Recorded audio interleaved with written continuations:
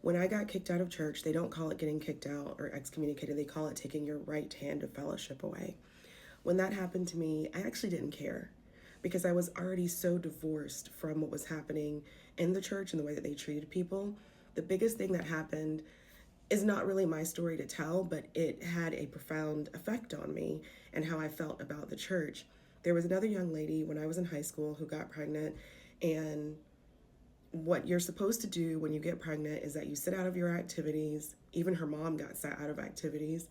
And after you have the baby, you go to conference, which was every third Wednesday night. You have to stand up in front of everybody and you have to repent, okay?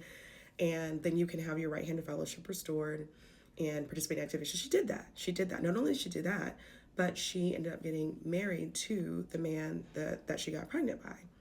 And when she got married, the church refused to allow her to have her wedding ceremony in the church.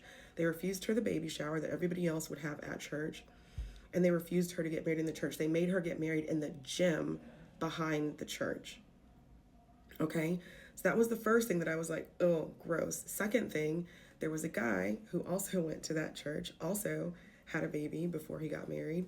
There is a plaque of him. The last time I was there, at least, it was up a plaque of him in the life center of the church because he played football. He was well known, and that same pastor officiated at his wedding where he got married to someone else. And there was a lot of alcohol at that wedding. It was very, very awkward to watch the whole thing go down. And by the time the uncles, the pastors, oh my God, the deacons, by the time the deacons came to my house to try and tell me, like, oh, it's time for me to repent and show up to conference, I actually don't remember the conversation, but my sister says that I was so belligerent through the entire conversation and so disrespectful. I can believe it because I remember the way that I felt, although I don't remember the things that I said. And from that point forward, you know, I never really had anything to do with that church. My mom left for a while and now she's gone back to that church.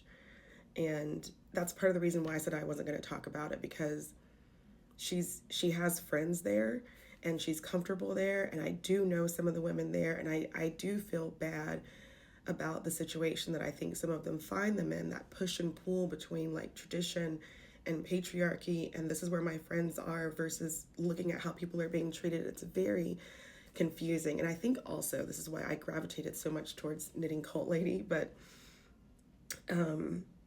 we're in the final season of TikTok, so I'm ready to talk about it.